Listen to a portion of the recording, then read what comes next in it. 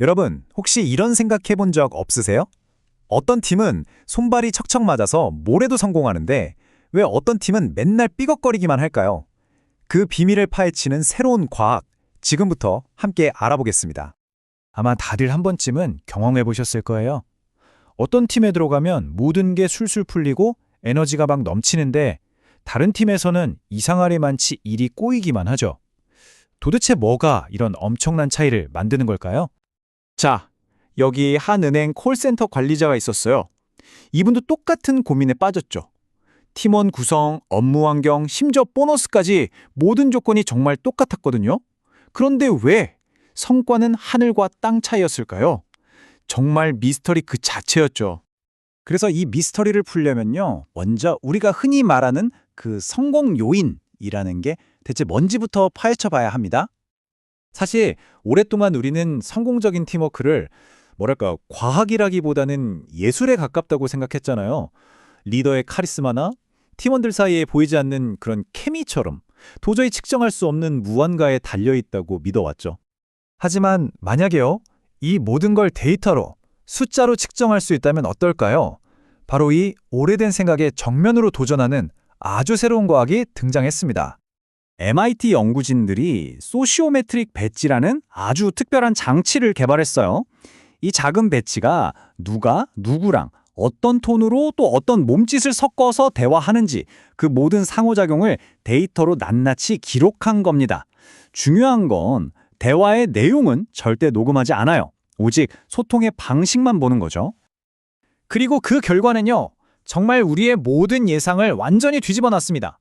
팀의 성공을 결정하는 열쇠는 한 명의 똑똑한 에이스가 말하는 그 내용이 아니었던 거예요.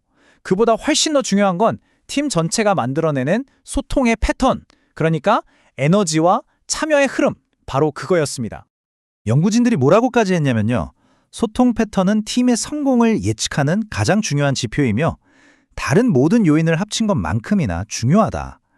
이게 무슨 뜻이냐면요, 한 사람의 스펙, 지능이나 성격, 기술 이런 것보다 팀 전체가 어떻게 소통하는지가 비교도 안 되게 더 중요하다는 그야말로 판을 뒤집는 발견이었던 거죠. 그렇다면 이 강력한 소통 패턴이라는 건 대체 뭘로 이루어져 있을까요? 측정 가능한 세 가지 핵심 요소, 지금부터 하나씩 알려드릴게요. 첫 번째는 바로 에너지입니다.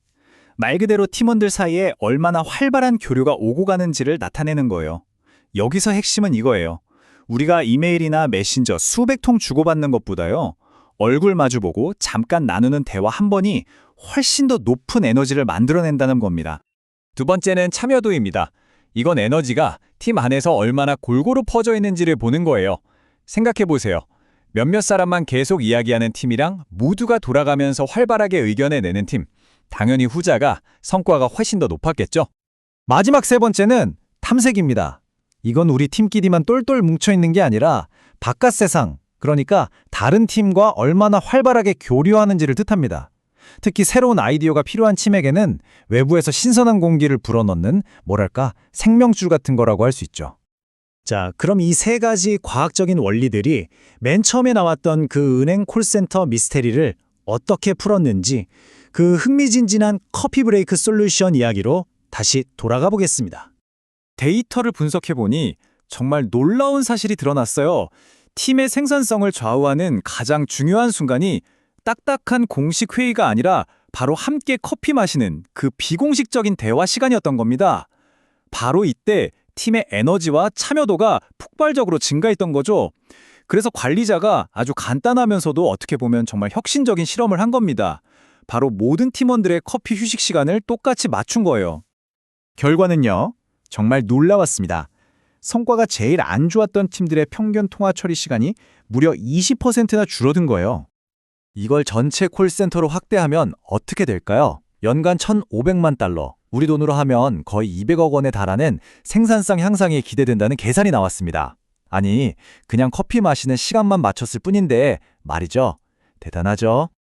근데 놀라운 건 이게 다가 아니었습니다.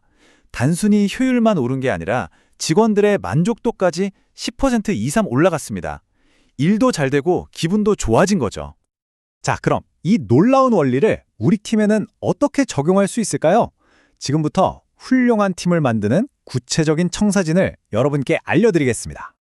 크게 3단계로 정리할 수 있어요.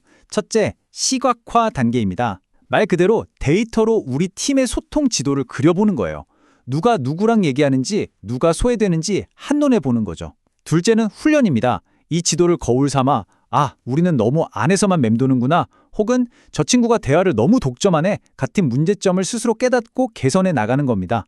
마지막은 미세 조정 단계인데요. 이렇게 소통 방식을 바꿨더니 실제 성과가 어떻게 달라지는지 직접 확인하면서 우리 팀만의 성공 공식을 찾아가는 과정이라고 할 수 있습니다. 그렇다면 최고의 팀에는 어떤 사람들이 있을까요? 데이터가 찾아낸 이상적인 팀원은요, 바로 카리스마 있는 연결자라고 불리는 사람들이에요.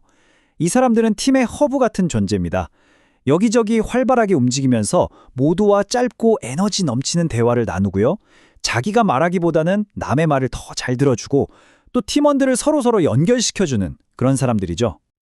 이 연구는 단순히 팀 하나를 바꾸는 걸 넘어서 조직 전체를 이해하는 완전히 새로운 관점을 제시합니다. 연구진은 이 데이터 기반의 접근법을 통해서 마치 신의 시점에서 내려다보듯 조직이 어떻게 돌아가는지 투명하게 볼 수 있게 되었다고 말합니다.